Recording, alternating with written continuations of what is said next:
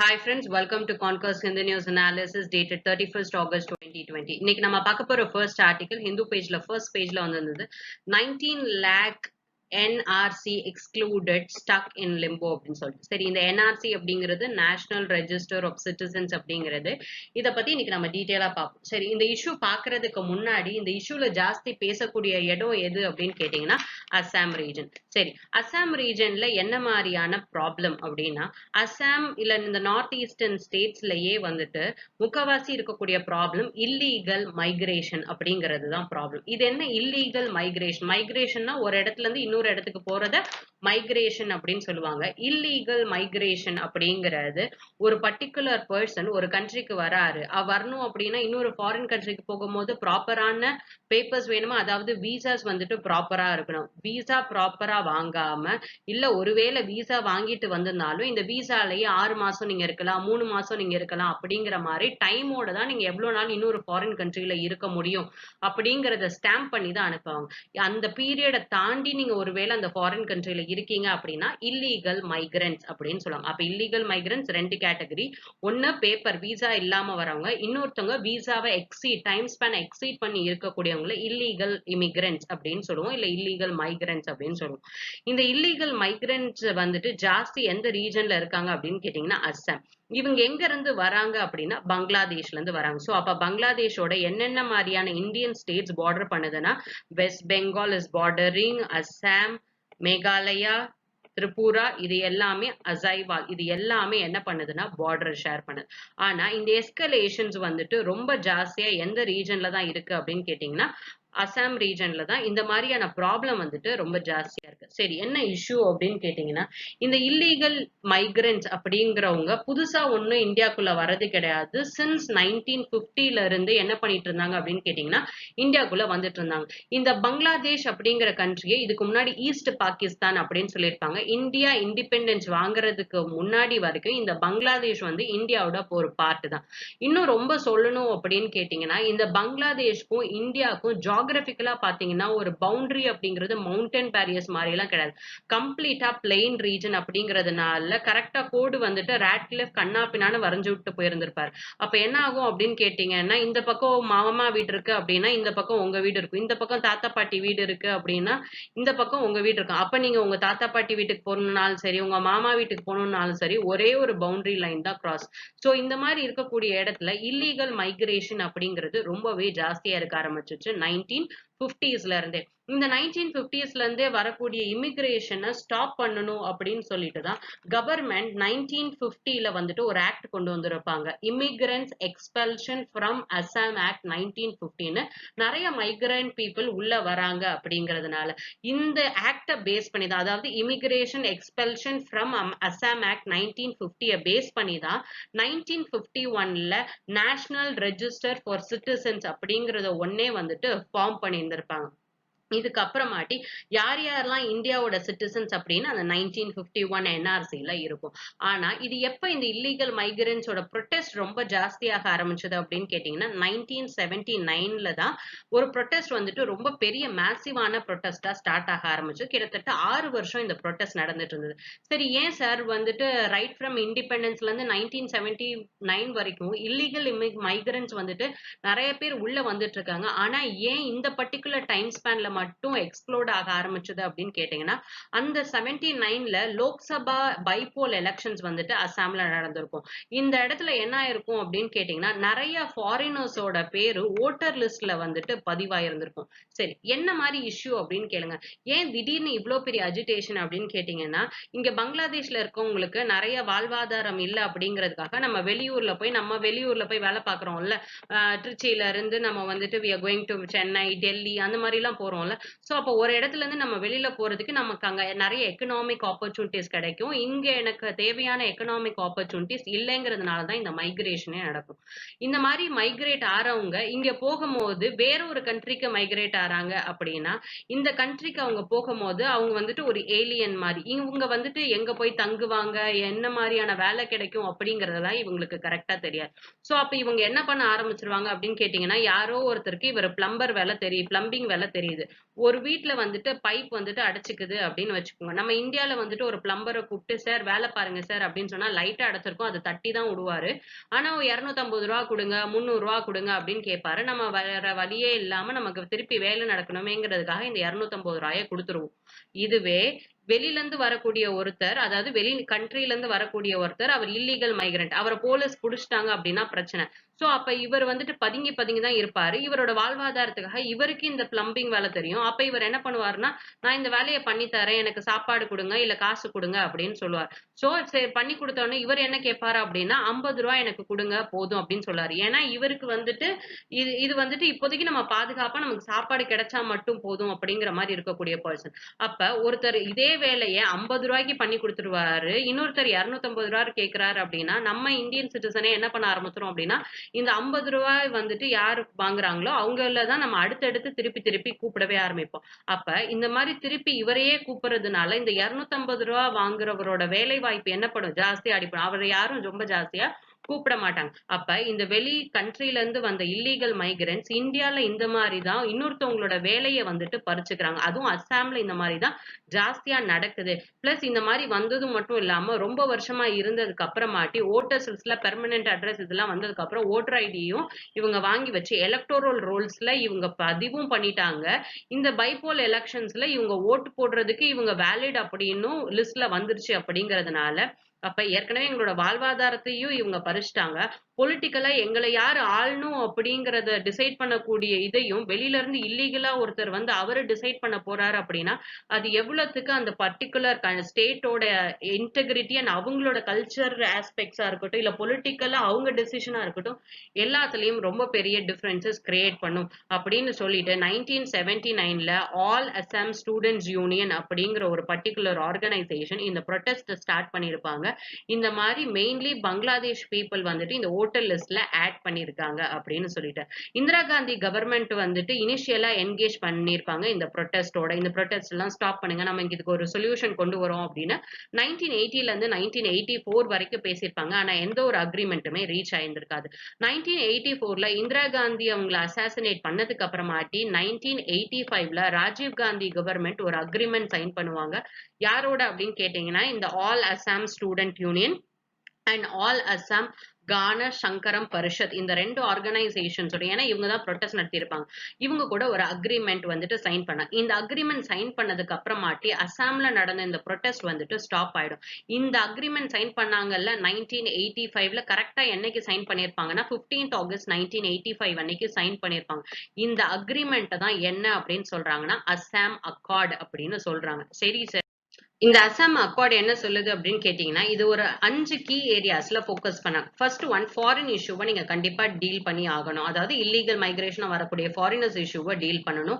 அந்த பர்ட்டிகுலர் ஸ்டேட்டுக்கு economic development வரணும். வெளியில இருந்து வரக்கூடிய ஃபாரினர்ஸ் அசாம் ரீஜன்ல எந்த ஒரு இம்மூவபிள் ப்ராப்பர்ட்டிஸும் வாங்கக்கூடாது. அதாவது லேண்ட் மாதிரிலாம் எதுவும் வாங்கக்கூடாது. And the fourth condition government இடத்துல இவங்க என்க்ரோச்மெண்ட் பண்ணக்கூடாது அப்படிங்கிறது. அதாவது என்க்ரோச்மெண்ட் அப்படின்னு கேட்டீங்கன்னா, பீகார்ல இருந்து ஒருத்தர் நம்ம ஊருக்கு வந்து டென்ட் போட்டு பொம்மை எல்லாம் வித்துட்டு இருப்பார்ல, இவங்க வந்துட்டு இந்த கவர்மெண்ட் இடத்துல தான் இருப்பாங்க. இந்த மாதிரியான என்க்ரோச்மெண்ட்டை ஃபாரினர்ஸ் வந்துட்டு பண்ணக்கூடாது. பிளஸ் பர்த் அண்ட் டெத்தை வந்துட்டு கண்டிப்பா ரெஜிஸ்டர் பண்ணி ஆகணும் அப்படின்னு அசாம் அக்கார்ட்ல பேசியிருந்திருப்பாங்க. சரி சார், இந்த 5 இதுவும் எதுக்காக பேசியிருக்காங்க அப்படின்னு கேட்டீங்கன்னா, இந்த பர்ட்டிகுலர் லோக்கல் பீப்புளோட ஐடென்டிட்டியை ப்ரொடெக்ட் பண்ணும். பொலிட்டிக்கல் ஐடென்டிட்டி யாருக்கு ஓட் போடணுங்கிறது அவங்க தான் டிசைட் பண்ணும். இவங்க வந்து ஓட்டர் ஐடிஸ்ல இன்க்ளூட் ஆக ஆரம்பிச்சிட்டாங்கன்னா அவங்க யாரை டிசைட் பண்ணுங்கிறது அடிப்படும்ல. So political identity, social identity, ஏன்னா பாப்புலேஷன்ல நிறைய டெமோகிராபிக் சேஞ்சஸ் வர ஆரம்பிச்சுட்டு, எக்கனாமிக் ஐடென்டிட்டி பொருளாதாரத்துல கை வைக்க ஆரம்பிச்சிருவாங்க. கல்ச்சுரலா நிறைய சேஞ்சஸ் வரும். எங்களோட இந்த எல்லா 4 ஐடென்டிட்டியும் ப்ரொடெக்ட் பண்ணணும்னா இந்த 5 ஏரியாவையும் நீங்க ஃபோக்கஸ் பண்ணணும் அப்படின்னு சொல்லியிருப்பாங்க. இதுலயுமே இந்த பர்டிகுலர் அக்ரிமெண்ட்ல கிளாஸ் 5 அப்படிங்கிறது தான் இந்த இஷ்யூ ஆஃப் ஃபாரினர்ஸை பத்தி டீல் பண்ணக்கூடியது. இவங்க வந்துட்டு ஒரு 3 ஸ்டெப் நீங்க ஃபாலோ பண்ணணும் அப்படின்னு சொல்லி இருந்திருப்பாங்க வித் ரெஸ்பெக்ட் டு ஃபாரினர்ஸ். என்ன ஸ்டெப் அப்படின்னு கேட்டீங்கன்னா, ஃபர்ஸ்ட் ஃபர்ஸ்ட் வந்துட்டு யார் யாரெல்லாம் இந்த ஃபாரினர்ஸ்ங்கிறத டிடெக்ட் பண்ணுங்க அப்படின்னு சொல்லியிருப்பாங்க. 3D அப்படின்னு ஞாபகம் வச்சுக்கோங்க. ஃபர்ஸ்ட் நீங்க டிடெக்ட் பண்ணணும். செகண்ட், அவங்களோட பேர் வந்துட்டு ஓட்டர் லிஸ்ட்ல இருந்ததுன்னா அதை டெலீட் பண்ணிடணும் அப்படின்னு சொல்லியிருந்திருப்பாங்க. அண்ட் தேர்ட் என்ன சொல்லியிருப்பாங்க அப்படின்னா, இவங்கள முடிஞ்சது அப்படின்னா பிராக்டிக்கல் மீன்ஸ் மூலியமா நீங்க இவங்கள அஸ்ஸாமை விட்டு வெளியில டிபோர்ட் பண்ணிடணும், வெளியில கொண்டு போயிடணும் அப்படின்னு சொல்லியிருந்திருப்பாங்க. எக்ஸ்பெல் பண்ணிடணும் அப்படின்னு சொல்லியிருந்திருப்பாங்க.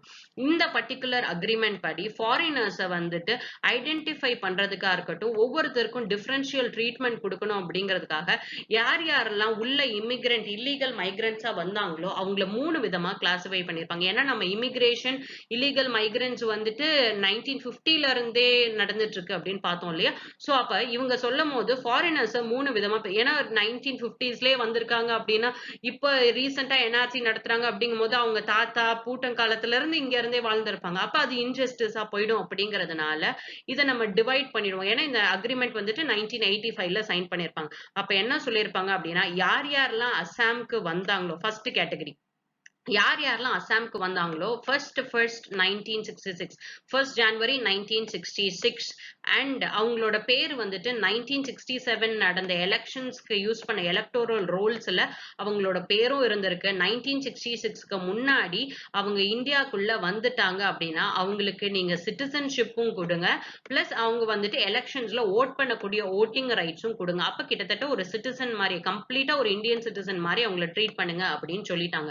Whereas when it comes to 1966ல இருந்து 1971 24th March, okay, இந்த particular date line 24th March 1971, இந்த 66ல இருந்து 1971 வரைக்கும் யார் யாரெல்லாம் வந்திருக்காங்களோ இவங்களை வந்துட்டு டிஸ்என்ஃப்ரான்ச்சைஸ் பண்ணுங்க. அப்ப ஃபர்ஸ்ட் கேட்டகரிக்கு இந்த 3Dயுமே அப்ளிகபிள் கிடையாது. டிடெக்ட் பண்ணுங்க, ஓகே, டிடெக்ட் பண்ணிட்டாலும் நீங்க அவங்களோட ஓட்டிங் ரைட்ஸையும் பிரிக்க தேவையில்லை, அவங்களை நீங்க வெளியிலயும் கொடுக்க தேவையில்லை, பிளஸ் இந்தியன் சிட்டிசன்ஸாவே நீங்க அவங்களை ஆக்கிடலாம்.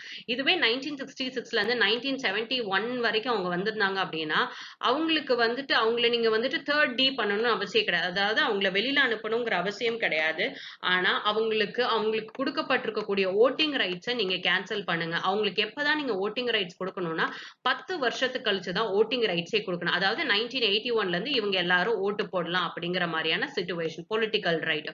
Whereas when it comes to the last category, அதாவது 24th March 1971க்கு அப்புறம் யார் யாரெல்லாம் இந்தியாக்குள்ள வந்திருந்தாங்களோ அவங்கள நீங்களுக்கு ஓட்டிங் ரைட்ஸும் கொடுக்க கூடாது, அவங்கள வந்துட்டு நீங்க டிடெக்ட் பண்ணி இவங்க ஃபாரினர்ஸ்னு பின்னாடி வேற எந்த ஒரு இதுவும் கொடுக்க கூடாது. நீங்க கம்ப்ளீட்டா அவங்க என்ன பண்ணிடணும் அப்படின்னா இந்தியாவை விட்டு வெளியில அனுப்பிடணும் அப்படின்னு சொல்லியிருந்திருப்பாங்க. இதுதான் அஸ்ஸாம் அக்கார்ட் சொல்லியிருக்கக்கூடியது. அப்ப இந்த 24th March 1971க்கு அப்புறமாட்டி வந்த மக்கள் எல்லாரும் என்ன பண்ணும், வெளியில அனுப்பணும். ஆனா என்னதான் இது இந்த மாதிரியான ப்ரொசீஜர்ஸ் வந்துட்டு அக்ரிமெண்ட்ல இருந்தா கூட ரீசெண்டா கவர்மெண்ட் வந்துட்டு சிட்டிசன்ஷிப் அமெண்ட்மெண்ட் ஆக்ட் அப்படின்னு ஒண்ணு கொண்டு வந்திருப்பாங்க. இந்த அமெண்ட்மெண்ட் ஆக்ட்ல என்ன சொல்லியிருப்பாங்க அப்படின்னா, இந்த டைம் லைன் இருக்குல்ல, இந்தியாக்குள்ள யார் யாரெல்லாம் 31st December 2014 வரைக்கும் வந்திருக்காங்களோ, if they belong to the 6 minority religious groups excluding Muslims அப்படின்னு வரக்கூடிய சிச்சுவேஷன்ல India will give them citizenship. ஆனா அஸ்ஸாம் அக்கார்ட்ல கொடுத்திருக்க டைம் ஸ்கேல் என்ன, 1971. அப்ப நீங்க அஸ்ஸாம் அக்கார்டை மீற மாதிரி இருக்குமா, 2014 வரைக்கும் அப்படின்னா எவ்வளவு பேரை நீங்க உள்ள கொண்டு வந்து வச்சிருப்பீங்க, எவ்வளவு பேர் அஸ்ஸாம் ரிசோர்சஸ்ல கை வைப்பாங்க அப்படி. சோ அப்ப இந்த கண்டிஷன்ஸ்க்கெல்லாம் அப்புறமாட்டி வேற என்ன பண்ணிருப்பாங்கன்னா, இந்த மாதிரி அக்ரிமெண்ட் போட்டதுக்கு அப்புறமே இந்த நேஷனல் சிட்டிசன் ரெஜிஸ்டரை வந்துட்டு அப்டேட் பண்ணவே இல்லை. ஏன்னா ஃபர்ஸ்ட் எப்ப பண்ணிருப்பாங்க, 1951ல பண்ணிருப்பாங்க. இந்த அக்ரிமெண்ட் போட்டதுக்கு அப்புறமாட்டி இந்த நேஷனல் ரெஜிஸ்டர் ஃபார் சிட்டிசன்ஸ் அப்படிங்கறத அப்டேட் பண்ணிருக்கவே மாட்டாங்க. 2013ல சுப்ரீம் கோர்ட் இதை அப்டேட் பண்ணுங்க அப்படின்னு சொன்னதுனால அப்டேட் பண்ணி ஃபைனல் டிராஃப்ட் வந்துட்டு 31st August 2019 அப்ப சப்மிட் பண்ணியிருந்திருப்பாங்க. சரி, இந்த நேஷனல் ரெஜிஸ்டர் ஃபார் சிட்டிசன்ஷிப் அப்படின்னா என்னன்னு கேட்டீங்கன்னா, இப்போதைக்கு அஸ்ஸாம் மட்டும் அந்த ஸ்டேட்ல மட்டும்தான் இருக்கு. திரிபுரா, மேகாலயா இதெல்லாம் பண்ணணும் அப்படின்னு சொல்லிட்டு இருந்தாங்க. ஆனா ரொம்ப பெருசா மெட்டீரியலைஸ் ஆகவே இல்லை. சோ இந்த நேஷனல் ரெஜிஸ்டர் அப்படிங்கிறது நம்ம ஸ்கூல் ரெஜிஸ்டர் மாதிரி ஒவ்வொருத்தரோட பேர் இருக்கும்ல, அதே மாதிரி இது இந்தியாக்குன்னு இருக்கக்கூடிய ஒரு register. So list of Indian citizens யார் யாரெல்லாம் இந்த அஸ்ஸாம் ஸ்டேட்ல இருக்காங்க அப்படிங்கிற பத்தி உங்களோட டீடைல்ஸ். இது எதுக்காக அப்படின்னா அவங்க சிட்டிசன்ஸ் ஆஃப் இந்தியாவா அப்படிங்கறத ப்ரூவ் பண்றதுக்காக. டோட்டலா அஸ்ஸாமோட பாப்புலேஷன் அப்படின்னு எடுத்துட்டீங்கன்னா 33 மில்லியன் பாப்புலேஷன். இதுல 31st August 2019 2019 அன்னைக்கு கொடுத்த ஃபைனல் டிராஃப்ட்ல கிட்டத்தட்ட 1.9 மில்லியன் பீப்புள், அதாவது 19 லட்சம் பேர் வந்துட்டு they are completely excluded from this NRC list. இப்ப இவங்கள என்னன்னு சொல்லிட்டாங்க அப்படின்னா நீங்க இந்தியனோட சிட்டிசன்ஸே கிடையாது அப்படின்னு சொல்லியிருக்காங்க. So does it mean a foreign national அப்படின்னு கேட்டீங்கன்னா கிடையாது. ஏன் அப்படின்னா இதுல சில பேர் வந்துட்டு இந்தியன் சிட்டிசன்ஸே ப்ராப்பர் டாக்குமெண்ட்ஸ் கொடுக்க முடியாததுனால இவங்களால என்ன பண்ண முடியல அப்படின்னா நான் இந்தியன் சிட்டிசன் அப்படின்னு ப்ரூஃப் பண்ண முடியல. உங்களோட லெகசி கொண்டு வாங்க, உங்க அப்பா இங்க பிறந்தாரா, அவங்களோட டேட்டாஸ் கொடுங்க, அவங்க 1967 நடந்த எலக்டோரல் ரோல்ஸ்ல இருக்காங்களா, இந்த மாதிரி படிக்காத மக்கள் கிட்ட இவ்வளவு கொஸ்டின் கேட்கும் போது இந்தியனாவே இருந்தா கூட அவங்க கிட்ட ப்ராப்பர் டாக்குமெண்ட்ஸ் இல்லைங்கிற பட்சத்துல அவங்களையும் எக்ஸ்க்ளூடட் லிஸ்ட்ல போட்டு வச்சிட்டாங்க. அதனால எவ்ரி ஒன் மீன்ஸ் ஃபாரின் நேஷனல்ஸ்னு கிடையாது. இப்போதைக்கு சொல்லும் போது இவ்வளவு பேரை எக்ஸ்க்ளூட் பண்ணி வச்சிருக்கீங்க. சரி, நீங்க எக்ஸ்க்ளூட் பண்ணிட்டீங்கன்னா நீங்க இவங்களை உடனே இந்தியா விட்டு வெளியில அனுப்பிச்சிருவீங்களா அப்படின்னு கேட்டா the answer is no. இவங்களுக்கு சில ஆப்ஷன்ஸ் கொடுக்கப்படும். ஃபர்ஸ்ட் ஆப்ஷன் என்ன அப்படின்னு கேட்டீங்கன்னா they have to present themselves before a foreign tribunal. இந்த கேஸை டீல் பண்றதுக்கு தனியா ஃபாரின் ட்ரைபியூனல் அப்படின்னு ஒரு கோர்ட் மாதிரி ஒன்னு ஃபார்ம் பண்ணிருப்பாங்க. அங்க போய் நீங்க கேஸை கொடுக்கணும். ஒருவேளை இதுல ஆமா நீங்க இந்தியன் சிட்டிசன் அப்படின்னு சொல்லிட்டாங்கன்னா you will be granted Indian citizenship. இல்ல சார் இவங்க இந்தியன் சிட்டிசன் கிடையாது அப்படின்னு நோ அப்படின்னு சொல்லிட்டாங்கன்னா நீங்க திருப்பி மேல்முறையீட்டுக்கு ஹைகோர்ட் போலாம். இங்கேயும் ஆன்சர் நோன்னு வந்துருச்சு அப்படின்னா நீங்க திருப்பி சுப்ரீம் கோர்ட் வரைக்கும் போய் உங்களோட லீகல் ஸ்டாண்ட நீங்க கொடுக்கலாம் அப்படிங்கிற. சரி சார் எங்களால லெகசி டேட்டா கண்டுபிடிக்க முடியல அப்படிங்கிற பட்சத்துல கவர்மெண்டே மக்களுக்கு ஹெல்ப் பண்ணது by means of NRC Seva Kendras அப்படின்னு சொல்லி நமக்கு இ சேவா கேந்திராஸ் இருக்குல்ல, அதே மாதிரி NRC சேவா கேந்திராஸ் அப்படின்னு ஓபன் பண்ணி இவங்க வந்து லெகசி கோடு இருக்குதா அப்படின்னு பார்த்து சொல்லுவாங்க. பிளஸ் NRC அப்ளிகேஷன் ஃபார்ம்ஸையும் இவங்க தான் கொடுக்கவும் செய்வாங்க. சரி, இந்த ஃபைனல் டிராஃப்ட் வந்ததுக்கு அப்புறமாட்டி 19 லட்சம் பேர் வந்துட்டு நமக்கு என்னன்னு பார்த்தாச்சு எக்ஸ்க்ளூடட் ஃப்ரம் தி லிஸ்ட் அப்படின்னு பார்த்தாச்சு. ஸோ லிஸ்ட் வந்து 2019ல வந்ததா, ஸோ 2020 இன்னைக்கு, ஸோ விச் மீன்ஸ் ஒரு வருஷம் ஆயிடுச்சு. அப்ப இவங்களுக்கு அடுத்து என்ன பண்ணணும் அப்படிங்கிறதே வந்துட்டு ஒரு மாதிரி தொங்கல்ல விட்டுட்டாங்க அப்படின்னு சொல்றாங்க இந்த ஆர்டிக்கல்ல. So they are excluded. So first என்ன சொல்றாங்க அப்படின்னா இந்த எக்ஸ்க்ளூடட் பர்சனுக்கு ஃபர்ஸ்ட் முதல் தடவையா என்ன ஸ்டெப் எடுப்பாங்கன்னு கேட்டீங்கன்னா ரிஜெக்ஷன் ஸ்லிப் அப்படின்னு கொடுப்பாங்க. இந்த ரிஜெக்ஷன் ஸ்லிப்ல எதுக்காக உங்களை இந்த ரிஜெக்ஷன் லிஸ்ட்ல போட்டிருக்கோம், ஏன் உங்களை இந்தியன் சிட்டிசன்ஷிப்னு நாங்க எடுத்துக்கல அப்படிங்கிறதுக்கான ரீசனை சொல்லியிருப்பாங்க. இந்த ரீசன் சொன்னதுக்கு அப்புறமாட்டி ஸ்டாண்டர்டா இருக்கக்கூடிய ஆபரேட்டிங் ப்ரொசீஜர் என்ன அப்படின்னு கேட்டீங்கன்னா இந்த ரெஜிஸ்ட்ரேஷன் ஸ்லிப்பை ஒரு பர்சன் வாங்கின உடனே 120 நாளுக்குள்ள இவங்க இந்த ஃபாரின் ட்ரைபியூனல்ல போய் அப்ரோச் பண்ணணும். எங்களோட சிட்டிசன்ஷிப் ஸ்டேட்டஸ் நாங்க இந்தியன் சிட்டிசன்ஷிப் தான் அப்படிங்கறத ஜட்ஜ் பண்றதுக்காக. ஆனா இப்போதே இருக்கக்கூடிய சிச்சுவேஷன்ல இந்த ரெஜிஸ்ட்ரேஷன் ஸ்லிப்பே நிறைய பேருக்கு கொடுக்கவே இல்லை. ஏன் கொடுக்கவே இல்லை அப்படின்னு காரணம் கேட்டதுக்கு 2 ரீசன் சொல்லியிருந்தாங்க. ஒன்னு COVID-19 கிரைசிஸ்னால, இன்னொன்னு வந்துட்டு அஸ்ஸாம்ல இருக்கக்கூடிய ரிப்பீட்டட் ஃபிளட்ஸ்னால நிறைய பியூரோக்ராட்ஸ் வந்துட்டு அட்மினிஸ்ட்ரேட்டர்ஸ் எல்லாம் இந்த வேலையே பண்றாங்க அப்படிங்கறதுனால இந்த ப்ரொசீஜரை ஜாஸ்தி பண்ண முடியல. அப்ப national register for citizen authority என்ன சொல்யூஷன் சொல்லிருக்காங்கன்னா நாங்க செப்டம்பர் 1 அன்னைக்கு நாங்க ஒர்க்கை வந்துட்டு ரெஸ்யூம் பண்ணுவோம். ஒவ்வொரு டிஸ்ட்ரிக்ட்ல இருக்கக்கூடிய டிஸ்ட்ரிக்ட் ஹெட்ஸும் வந்துட்டு எந்தெந்த ஆபீசர்ஸ்லாம் இந்த NRCல வேலை பார்க்க போறாங்களோ அவங்களுக்கு லேப்டாப்ஸும் இன்டர்நெட் ஃபெசிலிட்டிஸும் இருக்குதா அப்படிங்கறத ஃபர்ஸ்ட் என்ஷூர் பண்ணுங்க.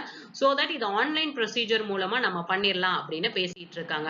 சோ அப்ப இந்த 19 lakh எக்ஸ்க்ளூடட் மெம்பர்ஸ் வந்துட்டு இப்போதைக்கு பிரச்சனை அப்படின்னு கேட்டீங்கன்னா இது one of the serious problem and it for indigenous people of அஸ்ஸாமுக்கு வந்துட்டு it is one of the serious problem. என்னதான் சுப்ரீம் கோர்ட் வேர்டிக் கொடுத்தா கூட நீங்க இத ப்ராப்பரா ஹேண்டில் பண்ணவே இல்லை. அண்ட் இது NRC மட்டும் ஒரு பெர்மனன்ட் சொல்யூஷன் கிடையாது ஃபார் திஸ் பர்டிகுலர். இந்த NRC மட்டும்னால தான் இந்த சொல்யூஷன் இந்த இல்லீகல் மைக்ரன்ட்ஸ்க்கு வந்துட்டு ப்ராப்பரான ஒரு சொல்யூஷன் கொண்டு வர முடியும் அப்படின்னு சொல்றாங்க. பிளஸ் நீங்க கிட்டத்தட்ட 200 நியூ ஃபாரின் ட்ரைபியூனல்ஸ், ஏன்னா 19 lakh பீப்புள் அப்படிங்கும் போது கேசஸ் வந்துட்டு ஜாஸ்தியா இருக்கும். அப்ப இவங்களை ஹேண்டில் பண்ணும் அப்படிங்கிற பட்சத்துல கிட்டத்தட்ட 200 நியூ ஃபாரின் ட்ரைபியூனல்ஸ் நீங்க கொண்டு வரணும் அப்படின்னு சொல்லியிருந்தீங்க. ஆனா இந்த கேஸையும் இப்போதைக்கு நீங்க என்ன பண்ணவே இல்லைன்னா ரொம்ப பெருசா எடுத்துட்டு வரவே இல்லை. The government has appointed 221 member judges and இவங்களோட அப்பாயிண்ட் மட்டும் தான் பண்ணிருக்கீங்க. இவங்க இன்னும் ஜாஸ்தி வேலை பார்க்காததுனால their 1 year term-உம் வந்துட்டு it is likely to be extended அப்படின்னு சொல்லியிருக்காங்க.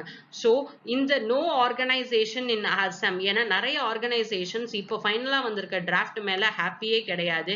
ஏன் அப்படின்னு கேட்டீங்கன்னா நிறைய ரீவெரிஃபிகேஷனுக்காக நிறைய பேர் கோட் பண்ணியிருக்காங்க. ஏன்னா 10% ஆஃப் எவ்ரி டிஸ்ட்ரிக்ட் வந்துட்டு நாங்க இந்தியன்ஸ் தான், ஆனா எங்களை வந்துட்டு ப்ராப்பர் பேப்பர்ஸ் இல்லைன்னு டிஸ்க்ளூட் பண்ணியிருக்காங்க. இதெல்லாம் நீங்க சட்டுன்னு முடிச்சாதான் இந்த இல்லீகல் இல்லீகல் மைக்ரேஷனுக்கு ஒரு full stop வைக்க முடியும் அப்படின்னு இந்த ஆர்டிகல்ல சொல்லியிருக்காங்க. The next article that we will speak is premature retirement not a penalty, says Department of Personnel and Training. சரி, this article is very simple.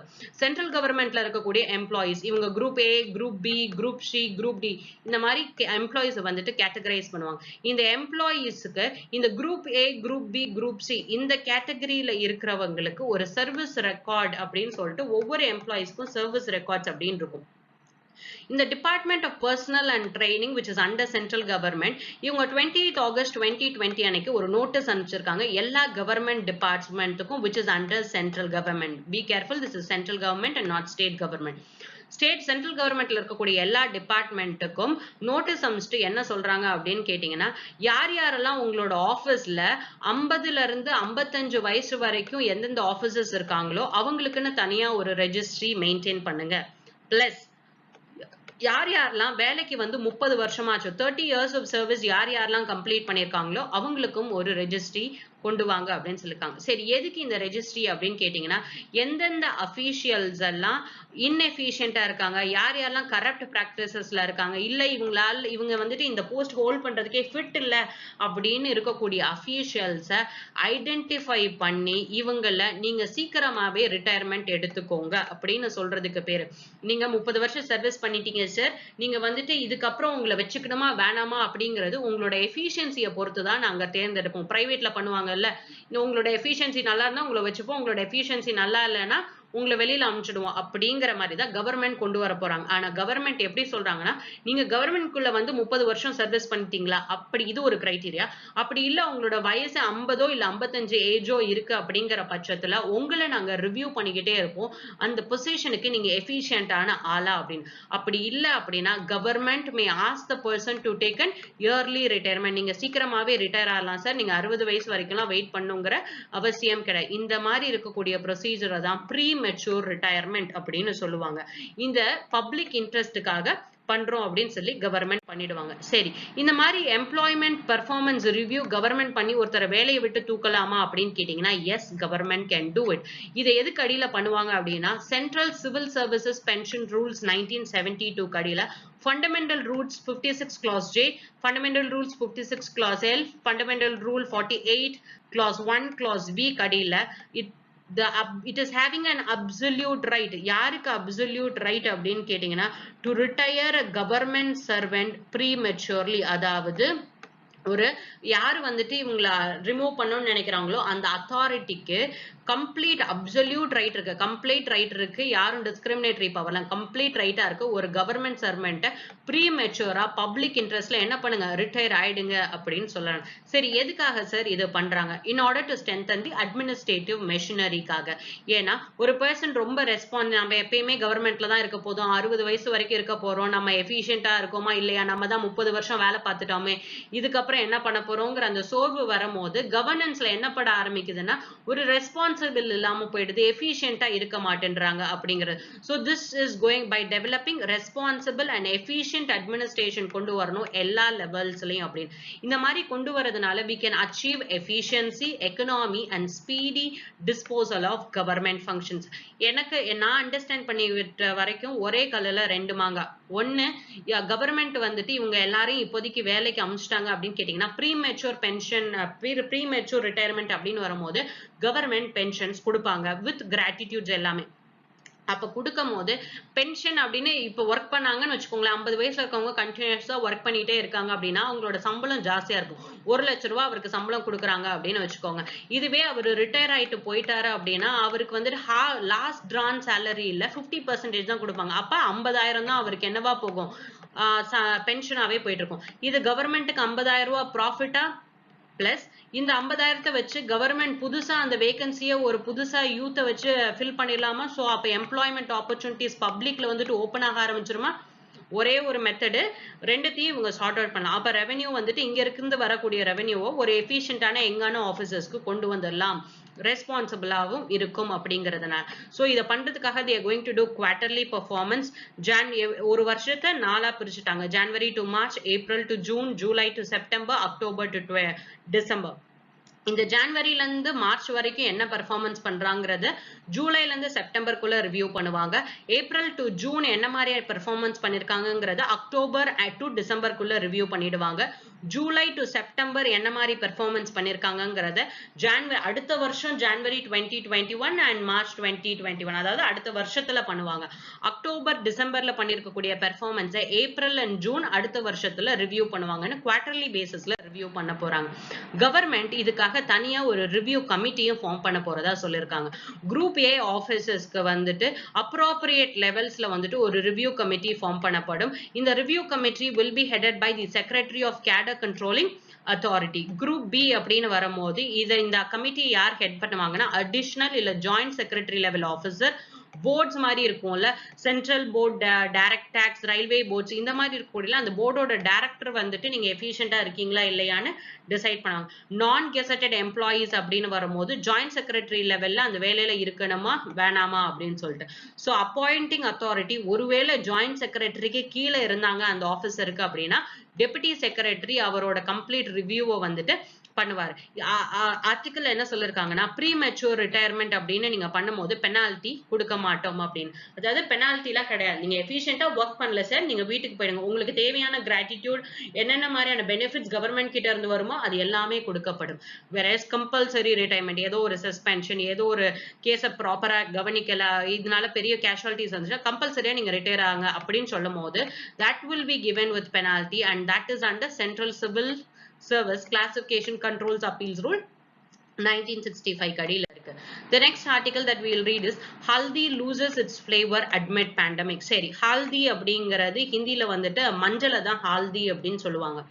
இது வந்துட்டு எந்த பர்டிகுலர் மஞ்சளை பத்தி பேசுறாங்க அப்படின்னு கேட்டீங்கன்னா ஒடிசால இருக்கக்கூடிய கந்தமால் டிஸ்ட்ரிக்ட்ல வளரக்கூடிய மஞ்சளை பத்தி பேசுறாங்க. இந்த கந்தமால் டிஸ்ட்ரிக்ட்ல வளரக்கூடிய மஞ்சள்னால இதுக்கு பேரே என்னதான் அப்படின்னு கேட்டீங்கன்னா கந்தமால் ஹால்தி அப்படிங்கிறது தான் பேரு. It is completely organic. இதை வளர வைக்கக்கூடியவங்க முக்காவாசி ஒரிசால இருக்கக்கூடிய ட்ரைபல் பீப்புள். இவங்க என்ன யூஸ் பண்ண மாட்டாங்கன்னா ஃபெர்டிலைசர்ஸோ பெஸ்டிசைட்ஸோ யூஸ் பண்ண மாட்டாங்க. இந்த பர்டிகுலர் கந்தமால் ஹல்திக்கு வந்துட்டு ரீசெண்டா 2019ல தான் 1st ஏப்ரல் அன்னைக்கு ஜியோகிராபிக்கல் இண்டிகேஷன் டேக் வந்துட்டு கொடுத்திருப்பாங்க. அதாவது எந்த ஒரு பொருளுக்கு ஜியோகிராபிக்கல் இண்டிகேஷன் டேக் தருவாங்க அப்படின்னு கேட்டீங்கன்னா அந்த பொருளுக்குன்னு ஒரு ஸ்பெஷல் யூனிக் கேரக்டர் இருக்கும். அந்த யூனிக் கேரக்டர் எதனால வருது அப்படின்னு கேட்டீங்கன்னா அந்த மாதிரி மணல்ல வர்றதுனால அப்படிங்கிற மாதிரி. அதாவது அந்த ஜியோகிராபிக்குன்னே தகுந்த மாதிரி. நம்ம என்னதான் Tirupati laddu is having GI டேகுங்க, ஆனா நம்ம என்னதான் வெளியில மத்த கடையில வந்துட்டு திருப்பதி லட்டு மாதிரி இருக்க லட்டை வாங்கி சாப்பிட்டா கூட திருப்பதி லட்டுக்கு இருக்க டேஸ்ட் எந்த லட்டுக்குமே இருக்காது. இந்த ஜிஐ டேக் அப்படின்னு வந்துருச்சு அப்படின்னா இன்னொருத்தவங்க கமர்ஷியலா திருப்பதி லட்டு அப்படின்னு ப்ரொமோட் பண்ண முடியாது அப்படிங்கறதா. ஏன் திருப்பதி லட்டுக்கு இவ்ளோ டேஸ்ட்னா அந்த ஜியோகிராபில இருக்கக்கூடிய கார்டமம், ஏலக்காவா இருக்கட்டும், முந்திரி, திராட்சை எல்லாமே அதை சுத்தி இருக்கக்கூடிய ஏரியாஸ்ல இருந்தே வந்துட்டு எடுத்து அந்த லட்டை பண்றதுனால தான் அதுக்கு அந்த ஒரு டேஸ்ட் இருக்கு. வேற எதுலயுமே வரமாட்டேன். அப்ப ஒவ்வொரு பொருளுக்கும் அதோட எந்த மாதிரியான ஜியோகிராபில இருந்து வருது அப்படிங்கிறதுக்கு ஒரு தனித்துவம் இருக்கும். அந்த மாதிரி ஒரு பொருளுக்கு நம்ம ஜியோகிராபிக்கல் இண்டிகேஷன் ஸ்டேட்டஸ் கொடுக்கும் போது எக்கனாமிக்கா அந்த பொருளுக்குன்னு ஒரு மதிப்பு இருக்கும்ல. அல்வானா எல்லா அல்வாவும் திருநெல்வேலி அல்வாவாயிடாது. அந்த மாதிரி அதுக்குன்னு ஒரு யூனிக் ஸ்ட்ரக்சர், அதுக்குன்னு ஒரு யூனிக் டேஸ்ட், ஒரு அரோமா இருக்குது இந்த மஞ்சளுக்கு அப்படிங்கறதுனால இதுக்கு ஜிஐ டேக் கொடுத்திருப்பாங்க. சோ அப்ப அதோட பொருளும் என்னவா இருக்கும், டிமாண்ட் ஜாஸ்தியாகுமா. இது பயங்கர குவாலிட்டியா இருக்கிறதுனால அதோட டிமாண்ட் ஜாஸ்தியாகும். அப்ப இதை வளரக்கூடிய மக்களுக்கு எக்கனாமிக் ஆஸ்பெக்ட்ஸ்ல நிறைய growth கிடைக்கும் அப்படிங்கிறது. பிளஸ் எக்ஸ்போர்ட் பண்ணும் போது அவங்களோட பொருளுக்கு நிறைய மதிப்பு இருக்கும் அப்படிங்கக்கூடிய இடத்துலதான் இந்த geographical indication tag GI tag அப்படின்னு ஒண்ணு கொடுப்பாங்க. It is having its registry in Chennai. சரி, என்ன இஷ்யூ அப்படின்னு கேட்டீங்கன்னா இந்த கந்தமால் ஹல்தி அப்படிங்கிறது ஒரிசால சதர்ன் பார்ட் ஆஃப் ஒரிசால தான் இதை பண்றாங்க. 60% ஆஃப் தி ஜியோகிராபிக்கல் ஏரியா இந்த ரீஜன்ல ஹில்ஸ் அண்ட் ஃபாரஸ்டா தான் இருக்கு. இந்த கந்தமால் அப்படிங்கிற டிஸ்ட்ரிக்ட்ல வந்துட்டு இந்த டர்மரிக் மஞ்சள் மட்டும் கிடையாது, இஞ்சி, மஸ்டர்ட், டர்மரின் இது எல்லாமே வந்துட்டு இவங்க வந்துட்டு பண்ணிட்டே இருப்பாங்க. சரி, இதுல என்ன சொல்லிருக்காங்க அப்படின்னு கேட்டீங்கன்னா இந்த பர்டிகுலர் ஹால்தி வந்துட்டு it is completely aromatic value. இதோட ஸ்மெல் வந்துட்டு பயங்கரமா இருக்கும் அண்ட் ரொம்ப ரிச்சான கோல்டன் கலர்ல இருக்கும் அப்படிங்கிறது. இதோட கல்டிவேஷன் எப்ப ஆரம்பிப்பாங்க அப்படின்னா ஏப்ரல்ல இருந்து மே மாசம் ஆரம்பிப்பாங்க அப்படின்னு சொல்லியிருக்காங்க. அண்ட் நெக்ஸ்ட் திங் எப்ப வந்துட்டு ஹார்வெஸ்ட் பண்ணுவாங்க அப்படின்னா டிசம்பர் டு பிப்ரவரியில ஹார்வெஸ்ட் பண்ணுவாங்க. அப்ப டிசம்பர் 10th ஹார்வெஸ்ட் பண்ணதுக்கு அப்புறமாட்டி இந்த மஞ்சளை வந்துட்டு கொதிக்க விட்டுட்டு அதுக்கப்புறமாட்டி சூரிய வெளிச்சத்துல காய விடுவாங்க.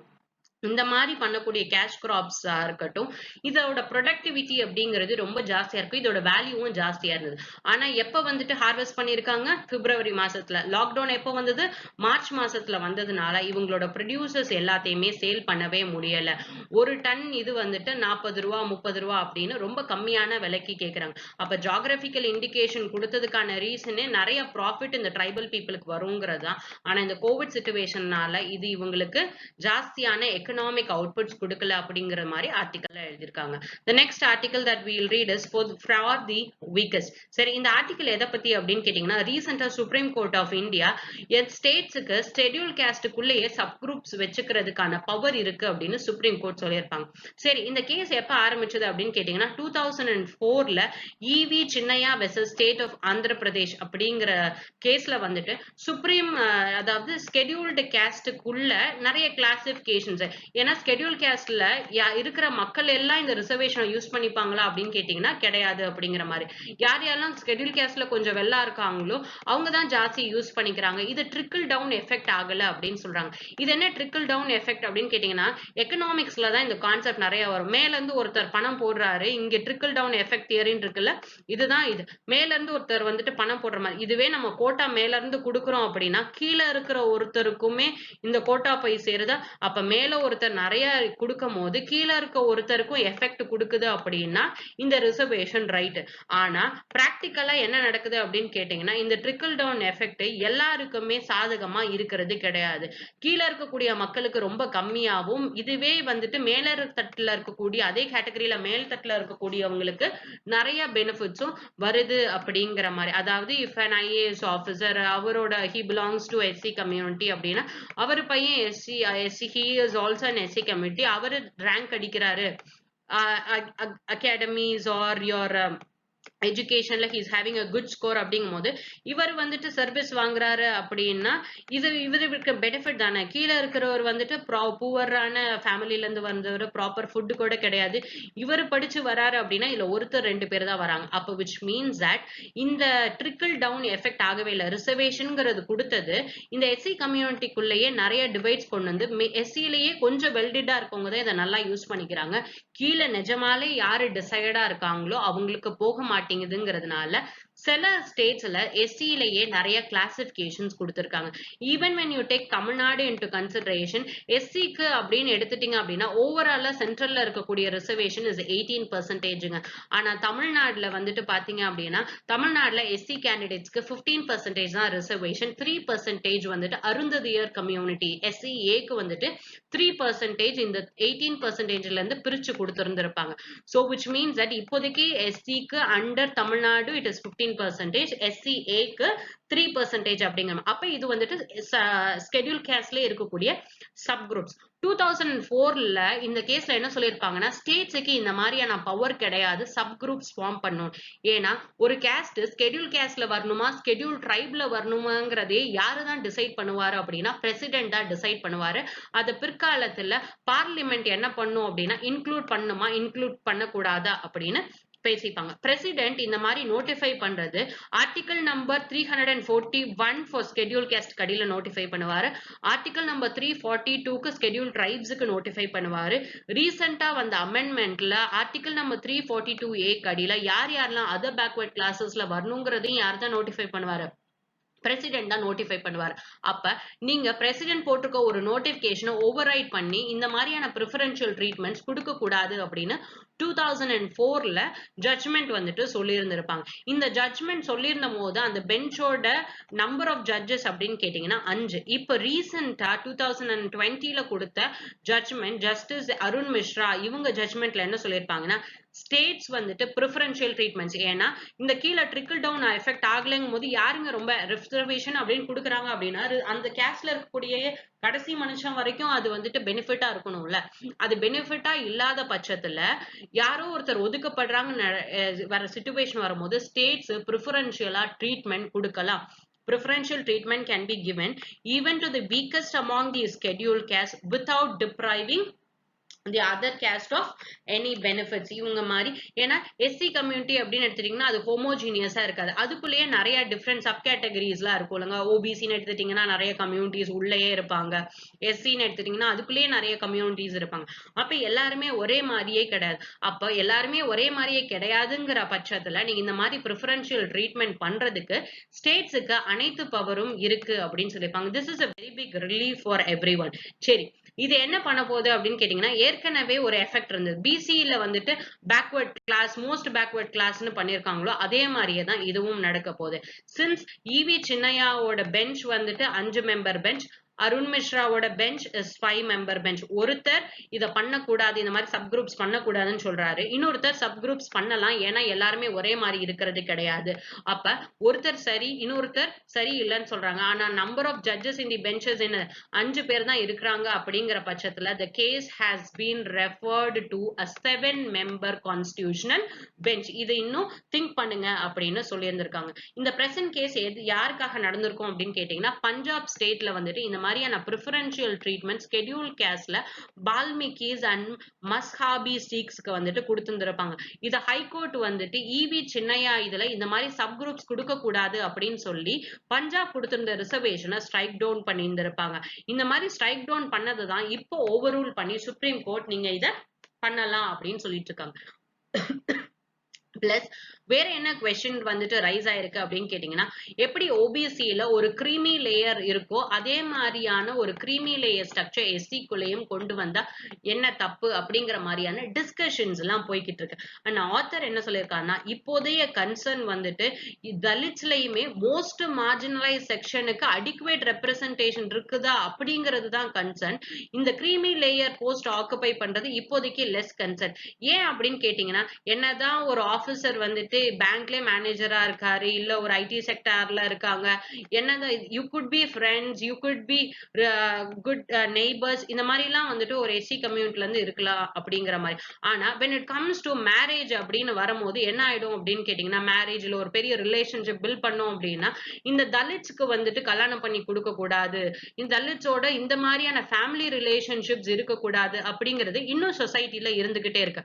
அப்ப இந்த தலித்ஸ் அப்படிங்கிறவங்க என்னதான் எக்கனாமிக்கலி ஓரளவு வெல்டிடா இருந்தா கூட சொசைட்டில இவங்களுக்கு இருக்கக்கூடிய மரியாதை OC category and other OBC கேட்டகரிஸ்க்கு ஓரளவு நிகரா இருக்கா அப்படின்னு கேட்டீங்கன்னா கிடையாது. அப்ப ரியல் ப்ராப்ளமே என்ன அப்படின்னு கேட்டீங்கன்னா, சொசைட்டில இவங்களை ஆன் பார் வச்சு யாருமே பாக்குறது கிடையாது.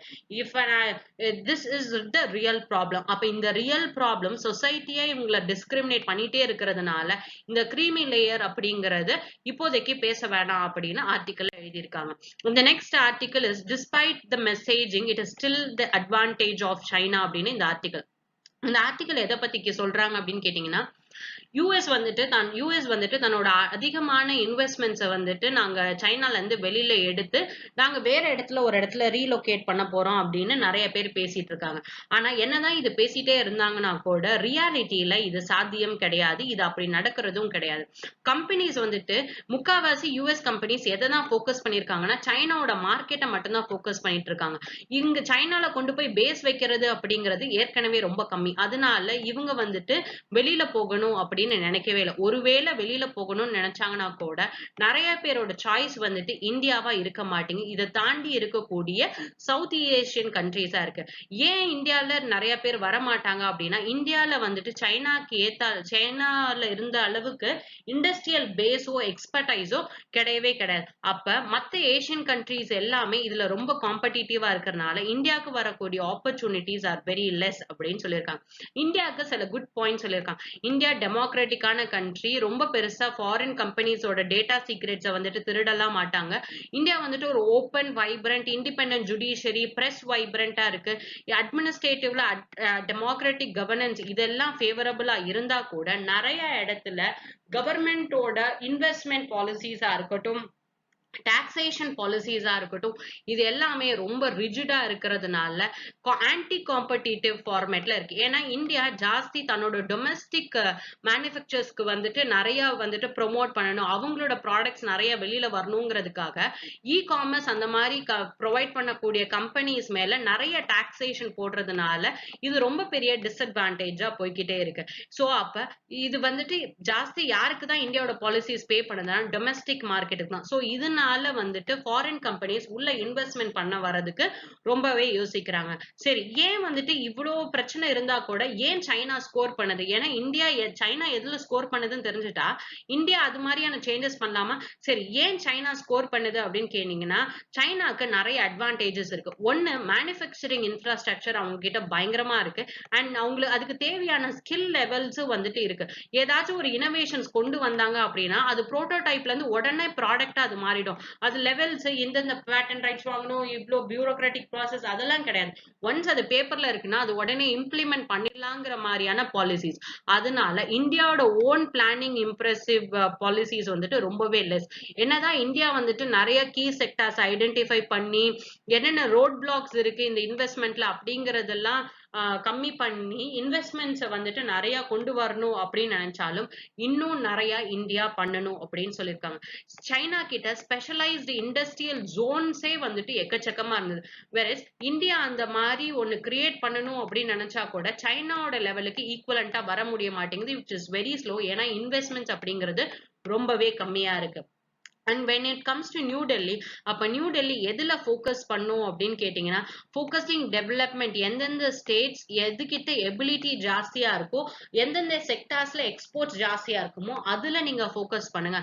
ஃபாரின் கேபிட்டல் வந்து உள்ள வர வரதான் இன்ஃப்ராஸ்ட்ரக்சர்ஸ் வந்துட்டு ஜாஸ்தியாகும். கவர்மெண்ட் ஸ்பெண்டிங்கை மட்டும் வச்சு நீங்க இன்ஃப்ராஸ்ட்ரக்சர் பண்ண முடியாது. அப்ப புதுசா இந்தியா நியூ இண்டஸ்ட்ரியல் சென்டர்ஸ் வந்துட்டு கொண்டு வரணும். ஆனா எந்த இடத்துல அவங்களுக்கு தேவையான ரா மெட்டீரியல்ஸ் இருக்காங்கிறத மைண்ட்ல வச்சுட்டு ஜியோகிராஃபியை பேஸ் பண்ணி கொண்டு வரணும். பிளஸ் நீங்க சவுத் ஈஸ்ட் சைனால இருக்கக்கூடிய அளவுக்கு சப்ளை செயின்ஸ் வந்துட்டு கொண்டு வரணும். சோ அப்ப India will significantly commit to open economics. இந்த மாதிரியான ஒரு சிஸ்டம் கொண்டு வரும் போதுதான் இன்வெஸ்ட்மெண்ட்ஸ் இந்தியாக்குள்ள ஜாஸ்தியா வரும். அப்போ ஒரு பாலிசி ஃப்ரேம் ஒர்க் நீங்க வந்துட்டு கொண்டு வரணும். ஒரு high level prime minister office பாடியில கொண்டு வந்து என்னென்ன மாதிரியான எக்கனாமிக் பாலிசி சேஞ்சஸ் நீங்க கொண்டு வரலாங்கிறத முதல்ல ப்ரப்போஸ் பண்ணுங்க. இத பண்ணாதான் ஃபாரின் டைரக்ட் இன்வெஸ்ட்மெண்ட்ஸ் நிறைய உள்ள வரும். அப்போ பாலிசி ஃப்ரேம் ஒர்க்குங்கிறது டிரான்ஸ்பரண்டா இருக்கணும். ஈஸியா இந்த கண்ட்ரில இன்வெஸ்ட்மெண்ட் பண்ணா ப்ரிடிக்ட் பண்ற மாதிரி இருக்கணும். இவ்வளவு நாள் நம்ம ப்ராஃபிட் எடுத்துலாங்க ப்ரிடிக்டபிலிட்டி இருக்கணும்.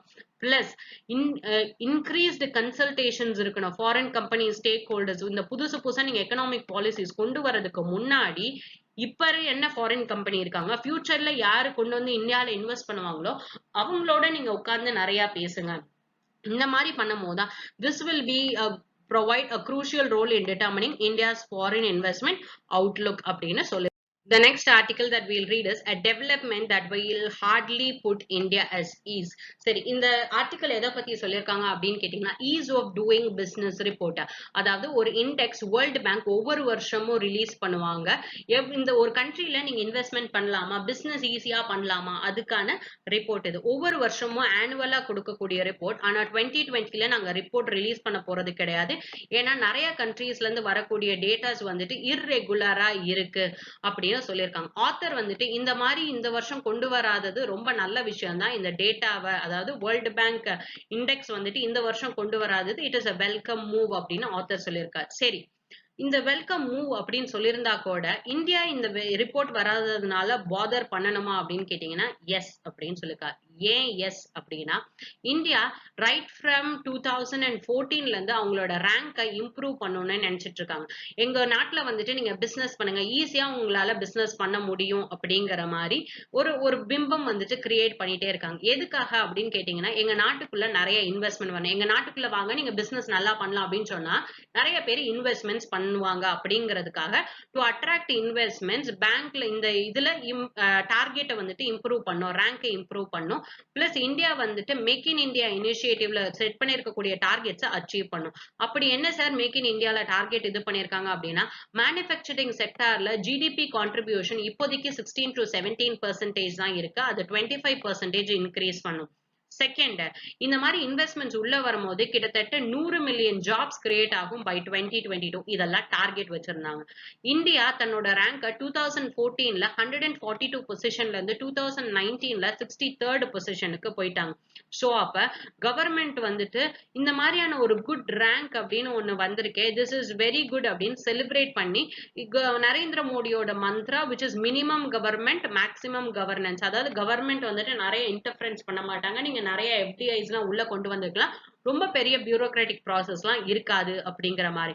ஆனா அனலிட்டிக்ஸ் வந்துட்டு என்னதான் இது குட் ரேங்கா இருந்தா கூட இந்த ரேங்க் வந்துட்டு நிஜமாலே உள்ள கிரவுண்ட் லெவல்ல நடந்த சேஞ்சஸ்னால கிடையாது.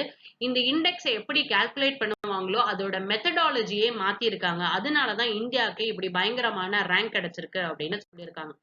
சரி, இந்த ரேங்க் கம்பேர் பண்றதுக்காக they are taking two countries, Russia and China. Russia வந்துட்டு 2014ல 34வது ரேங்க்ல இருந்தது. ஆனா 2017ல வந்துட்டு 67வது ரேங்க்குக்கு வந்துட்டு கீழே இறங்கி வந்துடுச்சு. வேறஸ் ரஷ்யாவை பாருங்க, 2012ல 120வது இடத்துல இருந்தது, 6 வருஷத்துல 2018ல 20வது இடத்துக்கு போயிடுச்சு. It has surpass China, Brazil, India, இவங்க எல்லாருமே சர்பாஸ் பண்ணிட்டு இன்வெஸ்ட்மெண்ட்ஸ் வந்துட்டு அவ்வளோ அட்ராக்டே பண்ணவே இல்லை. ஏன் இன்வெஸ்ட்மெண்ட்ஸ் ஜாஸ்தி அட்ராக்ட் பண்ணலைன்னா ரஷ்யா மேல எக்கச்சக்க சாங்ஷன்ஸ் இருக்கு, நிறைய பேர் இன்வெஸ்ட்மெண்ட்டே பண்ண மாட்டாங்க. அப்ப ஒரு கண்ட்ரி ரேங்க் நிறைய வருது ஆனா இன்வெஸ்ட்மெண்ட்ஸ் நிறைய நடக்குதா அப்படின்னு கேட்டீங்கன்னா ரியாலிட்டியில கிடையாது. அப்ப டேட்டாவா இருக்கட்டும், மெத்தடாலஜியா இருக்கட்டும், இதுல ஏதோ ஒரு சேஞ்சஸ் நடந்தனாலதான் இந்தியானால இவ்வளவு பெரிய ரேங்க் வந்துட்டு அஹெட்டா போக முடிஞ்சிருக்கு அப்படின்னு ஆர்டிக்கல்ல சொல்லியிருக்காங்க. சரி, இந்த ரேங்க், இந்த ஈஸ் ஆஃப் டூயிங் பிசினஸ் ரிப்போர்ட்ல இருக்கக்கூடிய ரேங்கை வச்சு ப்ரிடிக்ட் பண்ண முடியுமா, இன்வெஸ்ட்மெண்ட்ஸ் உள்ள வருமா அப்படின்னு ப்ரிடிக்ட் பண்ண முடியுமா அப்படின்னு கேட்டீங்கன்னா, ரேங்க் வந்துட்டு குட் ரேங்க்ஸா இருந்தா கூட கிரவுண்ட் லெவல்ல எந்த ஒரு பெரிய பாதிப்பும் இது ஏற்படுத்தவே இல்லை அப்படின்னு சொல்றாங்க. ஏன் அப்படின்னு சொல்றாங்க அப்படின்னு கேட்டீங்கன்னா, மேனுஃபேக்சரிங் செக்டார்ல ஷேர் எவ்வளவு வரணும்னு சொல்லியிருந்தாங்க 2022, இன்னும் 2 வருஷத்துக்குள்ள 25% இன்க்ரீஸ் பண்ணணும்னு சொல்லியிருந்தாங்க. ஆனா இப்போதைய நிலைமைப்படி ஜிடிபில still manufacturing sector is contributing only 16 to 70%. Whereas வேலை வந்துட்டு 100 மில்லியன் வேலை கொடுக்கணும்னு சொல்லியிருந்தாங்க. ஆனா 2011-12 அண்ட் 2017-18 டைம் ஸ்கேல்ல கிட்டத்தட்ட 3.5 மில்லியன் ஜாப் லாஸ் வந்துட்டு இந்தியால நடந்திருக்கு. which means the next thing is annual GDP growth rate. Manufacturing செக்டார்ல ஒவ்வொரு வருஷமும் எவ்வளவு growth rate காமிக்கிறாங்க அப்படின்னு 2015-16ல 13%, கிட்டத்தட்ட 13% growth rate. ஆனா 2019-2020ல 0% தான் growth rate அப்படின்னு நேஷனல் அக்கௌண்ட் ஸ்டாட்டிஸ்டிக்ஸ்லயே நீங்க சொல்லியிருக்கீங்க. அப்போ உங்களோட ரேங்க் இன்க்ரீஸ் ஆகுது அப்படின்னா உள்ள இன்வெஸ்ட்மெண்ட் வந்திருக்கணுமா, மேனுஃபேக்சரிங் செக்டார்ல growth வந்திருக்கணுமா, எம்ப்ளாய்மெண்ட் ஆப்பர்ச்சுனிட்டிஸ்ல நிறைய பேருக்கு வேலை கொடுத்திருக்கணுமா, ரேங்க் மட்டும் தான் இம்ப்ரூவ் ஆயிருக்கு. ஆனா கிரவுண்ட் லெவல்ல எதுவுமே நடக்கவே இல்லை. அப்ப we need அப்ப ரிப்போர்ட் என்ன சொல்லுது அப்படின்னா, we need to achieve targets in make in India. இதுதான் என்ன மாதிரியான எஃபெக்ட் கிரியேட் பண்ணிருக்கு அப்படின்னா, நம்ம எய்ம் பண்ணது ரேங்க் ஜாஸ்தியாச்சு அப்படின்னா நம்மளோட மேக் இன் இந்தியா இனிஷியேட்டிவ் கடியில கொண்டு வந்திருக்க டார்கெட்ஸ் எல்லாத்தையும் நம்ம அச்சீவ் பண்ணிடலாங்கிறத நம்ம எய்ம் பண்ணி இந்த மாதிரி ஈஸ் ஆஃப் டூயிங் பிசினஸ்ல வந்துட்டு இண்டெக்ஸை வந்துட்டு ஜாஸ்தி ரேங்க் பண்ணுங்கிறதுக்காக நம்ம பண்ணியிருந்தோம். அப்ப அட்மினிஸ்ட்ரேட்டிவ்ல நீங்க நிறைய மெஷர்ஸ் பண்ணியிருக்கீங்க, ஆனா கிரவுண்ட் லெவல்ல ஒண்ணுமே நடக்கவே இல்லை. ஆனா நம்ம என்ன எண்டப் ஆயிட்டோம் அப்படின்னு கேட்டீங்கன்னா, என்ன கடைசியில நடந்திருக்கு அப்படின்னா, நம்ம நிறைய வந்துட்டு சைனால இருந்து கூட்ஸ் வந்துட்டு இம்போர்ட் தான் பண்ணிட்டு இருக்கோம். அது ரொம்ப இன்க்ரீஸ் ஆக ஆரம்பிச்சிருச்சு. பிளஸ் ஏற்கனவே மேக் இன் இந்தியான்னு ஒரு இனிஷியேட்டிவ் இருந்தா கூடிய டைம் ஸ்கேல்ல கூட பிரைம் மினிஸ்டர் நரேந்திர மோடி புதுசா self reliant India, make in இந்தியாவும் இந்தியால செல்ஃப் ரிலையன்ட் ஆத்ம நிர்பான் பாரத் அப்படின்னு சொல்லிட்டு டிசைனும் நீங்க இங்கேயே பண்ணுங்க அப்படிங்கிற மாதிரியான ஒரு ஸ்கீம் புதுசா வேற கொண்டு வந்திருக்காரு. சோ அப்ப இதுல இருக்கக்கூடிய பிரச்சனை என்ன அப்படின்னு கேட்டீங்கன்னா, நிறைய ஃபிளாஸ் இருக்கு இந்த மெத்தடாலஜிலே. என்ன அப்படின்னு கேட்டீங்கன்னா, ஃபர்ஸ்ட் ஒன் வந்துட்டு இண்டிகேட்டர்ஸ் எதுவுமே ரியாலிட்டியா இருக்கிறதே கிடையாது. இப்ப இருக்கக்கூடிய பிசினஸ் சினாரியோவை ரெப்ரசென்ட் பண்ண மாட்டேங்குது. பிளஸ் நீங்க டேட்டான்னு ஒண்ணு கலெக்ட் பண்றீங்க, நீங்க டேட்டான்னு கலெக்ட் பண்றது இந்தியா மொத்தமா கலெக்ட் பண்றீங்கன்னா பெரிய பெரிய எல்லா டிஸ்ட்ரிக்ட்ஸ் எல்லா ஸ்டேட் லெவல்ல கலெக்ட் பண்ணுமா, ஆனா நீங்க டேட்டா அப்டைன் பண்றது பெரிய பெரிய என்டர்பிரைசஸ்ல இருந்து மட்டும்தான் பண்றீங்க. அதுவுமே மும்பை அண்ட் டெல்லின்னு இந்த 2 சிட்டிஸ்ல இருந்து மட்டும்தான் பண்றீங்க. சரி சார், யார் டேட்டா ஏன்னா எம்எஸ்எம்இ தான் இருக்கிறதுலே நிறைய வேலை வாய்ப்பு கொடுத்துட்டு இருக்கு. ஆனா அவங்க கிட்ட இருந்து எந்த டேட்டாவும் யாரும் கலெக்ட் பண்றதே கிடையாது. whereas when it's data collected by அப்படின்னு பாத்தீங்கன்னா, entrepreneurs வந்துட்டு டேட்டா கலெக்ட் பண்ண மாட்டாங்க, லாயர், அக்கௌண்டன்ட், புரோக்கர்ஸ் இவங்க தான் வந்துட்டு டேட்டா கலெக்ட் பண்றாங்க. பிளஸ் வேர்ல்ட் பேங்கோட இண்டிபெண்டன்ட் எவாலுவேஷன் குரூப்பே வந்துட்டு வேர்ல்ட் பேங்கை கொஸ்டின் பண்ணிருக்காங்க, நிஜமாலே இந்த இண்டெக்ஸ் வந்துட்டு ரிலையபிளா இருக்கா, இதோட அப்ஜெக்டிவ் தான் என்ன அப்படின்னு சொல்லிட்டு. பிளஸ் question of thought அப்படின்னு ஸோ அப்ப இண்டெக்ஸஸ் அண்ட் பேராமீட்டர்ஸ்ங்கிறது construction permits starting business so India இந்த மாதிரி டெவலப் ஆயிருக்குல்ல இந்த பேராமீட்டர்ஸ்லாம் நிஜமாலே ரிலையபிளா இருக்கா அப்படின்னு கொஸ்டின் பிளஸ் ஒரு எக்கனாமிக் தாட் எல்லார்கிட்டையும் என்ன மாதிரியான எக்கனாமிக் இருந்துட்டு இருக்கு அப்படின்னா ஒரு மார்க்கெட்ல மினிமமா லேபர் மேல இருக்கக்கூடிய ரெகுலேஷனும் கேபிட்டல் ரெகுலேஷனையும் நீங்க கம்மியா வச்சிருக்கீங்க எஃப்டிஐஸ் நீங்க எவ்வளவு வேணாலும் கொண்டு வரலாம் சார் கவர்மெண்டோட அப்ரூவலே இல்லாம அப்படிங்கும் போது இட் இஸ் மினிமம் ரெகுலேஷன் அப்ப நீங்க லேபர் மேல எவ்வளவு நேரம் வேணாலும் வேலை பார்க்கலாம் அந்த மாதிரி லேபர் மேல இருக்கக்கூடிய ரெகுலேஷனையும் கேபிட்டல்ல இருக்கக்கூடிய ரெகுலேஷனையும் நீங்க மினிமைஸ் பண்ணீங்கன்னா கண்டிப்பா அவுட்புட்டும் அதாவது சுப்பீரியர் அவுட்கம் அவுட்புட் வரதும் எம்ப்ளாய்மெண்ட் ஜெனரேஷனும் ஜாஸ்தியா நடந்துரும் அப்படின்னு ஒரு பிம்பம் வச்சுட்டே இருக்கீங்கல்ல கண்டிப்பா இந்த மாதிரி மினிமைஸ் பண்ணிட்டோம் அப்படின்னா நிறைய பேர் இன்வெஸ்ட்மெண்ட் பண்ணுவாங்க எம்ப்ளாய்மெண்ட் ஆப்பர்ச்சுனிட்டிஸ் வர எக்கனாமிக் growth ஆகும் அப்படின்னு ஒரு எக்கனாமிக் தாட் வச்சுட்டே இருக்கீங்கல்ல இதுவே முதல்ல தப்பு அப்படின்னு ஆர்டிகல் சொல்லியிருக்கு so to meet the ease of doing targets நிறைய இடத்துல சேஃப்டி ஸ்டாண்டர்ட்ஸ் ஆஃப் தி ஃபேக்டரிஸை வந்துட்டு காம்ப்ரமைஸ் பண்ணிருக்கீங்க 2016ல மகாராஷ்டிரா கவர்மெண்ட் வந்துட்டு கம்ப்ளீட்டா annual mandatory inspection steam boilers வந்துட்டு ஒவ்வொரு வருஷமும் மேண்டேட்டரியை இன்ஸ்பெக்ட் பண்ணுங்கிறது பாய்லர்ஸ் ஆக்ட் 1923 கடியிலையும் இந்தியன் பாய்லர்ஸ் ஆக்ட் 1950 கடியிலையும் சொல்லப்பட்டிருக்கக்கூடிய ரூல் இதை கம்ப்ளீட்டா அபாலிஷ் பண்ணிட்டு ஒரு தேர்ட் பார்ட்டி இன்ஸ்பெக்ஷன் வச்சுக்கலாம் அப்படி இல்லைன்னா கம்பெனியை செல்ஃப் சர்டிபிகேஷன் பண்ணலாம்னு சொல்லிருக்கீங்க இந்த மாதிரியான செல்ஃப் சர்டிபிகேஷன் யாருமே பண்ண போறது கிடையாது சோ அப்ப நீங்க வந்துட்டு நிறைய நல்லது பண்ணணும்னு நினைச்சு நீங்க நிறைய நல்லதே பண்ணவே இல்லை 2015ல இருந்து கவர்மெண்ட் எதுலதான் இன்வெஸ்ட் பண்ணிட்டு இருக்கீங்க அப்படின்னா பொலிட்டிக்கல் அண்ட் அட்மினிஸ்ட்ரேட்டிவ் கேபிட்டல்ல தான் இன்வெஸ்ட் பண்ணிட்டு இருக்கீங்க ரேங்கிங்க இம்ப்ரூவ் பண்ணுங்கிறதுனால நீங்க இந்த ரேங்கிங்கை மட்டும்தான் இம்ப்ரூவ் பண்ணிருக்கீங்க இன்வெஸ்ட்மெண்ட்டை இன்க்ரீஸ் பண்றதா இருக்கட்டும் இல்ல அவுட்புட் வரதா இருக்கட்டும் இத ரெண்டுத்துலயுமே ஃபெயில் ஆயிட்டீங்க அப்ப இப்போதைய சிச்சுவேஷன் என்ன அப்படின்னு கேட்டீங்கன்னா எதை பேசிஸா வச்சு அனலைஸ் பண்றாங்களோ என்ன மாதிரியான எம்பிரிக்கல் ஃபவுண்டேஷன் இருக்கோ இதுவே வீக்கா இருக்கு அப்ப இந்த தடவை ரிலீஸ் பண்ணாதது ஒரு நல்ல விஷயம் தான் அப்படின்னு ஆத்தர் வெல்கம் பண்ணதுக்கான ரீசன் என்ன அப்படின்னு கேட்டீங்கன்னா ஒரு பிரேக் வேர்ல்ட் பேங்க் தன்னோட இன்ஸ்டிடியூஷனல் இன்வெஸ்ட்மெண்ட் ரிப்போர்ட் அப்படின்னு நீங்க ஒண்ணு கொடுக்குறீங்க அதுல ரீதிங்க் பண்ணி என்னென்ன பாராமீட்டர்ஸ் இன்க்ளூட் பண்ணலாம் எப்படி டேட்டாஸ் கலெக்ட் பண்ணாங்கிறது கொஞ்சம் ஸ்ட்ரென்தன் பண்ணணும் செகண்ட் இந்தியா வந்துட்டு கொஞ்சம் உட்கார்ந்து யோசிக்கணும் ஏன் நம்ம இவ்வளோத்துக்கு ரேங்கிங்கை வந்துட்டு ரொம்ப நாங்க இவ்வளவு ரேங்கிங் வந்துட்டோம் அப்படின்னு ரொம்ப பெருமையா சொல்லிட்டு இருந்தக்கூடிய ஒரு ரைஸ் கிரவுண்ட் லெவல்ல ஏன் ஃபெயில் ஆச்சு அப்படிங்கறத இந்தியா ஒரு தடவை ரீதிங்க் பண்ணணும் அப்படின்னு ஆர்டிகல் எழுதியிருக்காங்க இந்த last article that we'll see is Hezbollah open to the new Lebanon pact proposal Hezbollah அப்படிங்கிற குரூப் வந்துட்டு யாரு அப்படின்னு கேட்டீங்கன்னா லெபனன்ல இருக்கக்கூடிய ஒரு நான் ஸ்டேட் ஆக்டர்ஸ் அப்படின்னு சொல்லுவாங்க இந்த லெபனன்ல இருக்கக்கூடிய இவங்க வந்துட்டு லெபனன்ல இருக்கக்கூடிய கவர்மெண்ட் ஓவர் த்ரோ பண்ணிட்டு அவங்களுக்கு அகேன்ஸ்டா ப்ரொடெஸ்ட் பண்ணி இவங்க வந்துட்டு கவர்மெண்ட் இது பண்ணும் அப்படின்னு நினைச்சிட்டு இருக்காங்க இந்த ஹெஸ்புல்லாவை யார் பேக் பண்றாங்கன்னா ஈரான் கவர்மெண்ட் வந்துட்டு பேக் பண்ணுது this is they are completely a Shia kind of Muslims இவங்க இப்போதைக்கு என்ன சொல்லியிருக்காங்கன்னா ரீசெண்டா பிரெஞ்சு பிரசிடென்ட் வந்துட்டு லெபனன்ல சில பொலிட்டிக்கல் ரிஃபார்ம்ஸ் அண்ட் ரீகன்ஸ்ட்ரக்ஷன் கொண்டு வரணும் அப்படிங்கறத பத்தி பேசியிருக்காரு அப்ப இந்த ரிஃபார்ம்ஸ் அண்ட் ரீகன்ஸ்ட்ரக்ஷன் கொண்டு வரணும் அப்படின்னா இதுக்கு நாங்க வந்துட்டு கண்டிப்பா ஒத்துழைப்போம் அப்படின்னு சொல்லிருக்கோம் ஆனா என்ன ஒரு கண்டிஷன் அப்படின்னா discussion will be carried out with the will and consent of the various Lebanese factions யாரெல்லாம் லெபனன்ஸ்ல வேற குரூப்ஸ் இருக்காங்களோ எல்லாரோடையும் பேசி டிஸ்கஸ் பண்ணி ஒரு ரிஃபார்ம்ஸ் கொண்டு வரீங்க அப்படின்னா அந்த கண்டிஷன்ல மூலியமா தான் நீங்க ரிஃபார்ம்ஸ் அண்ட் ரீகன்ஸ்ட்ரக்ஷன் கொண்டு வர முடியும் அப்படின்னு பேசுங்க Lebanon is nothing but a place Beirut அப்படிங்கிற பிளேஸ்ல ஒரு எக்ஸ்ப்ளோஷன் நடந்ததுல அந்த பர்டிகுலர் கண்ட்ரி ஸோ இதுதான் என்னோட important current affairs if you like my video like share and subscribe to conquer IS and press the bell icon for further notifications thank you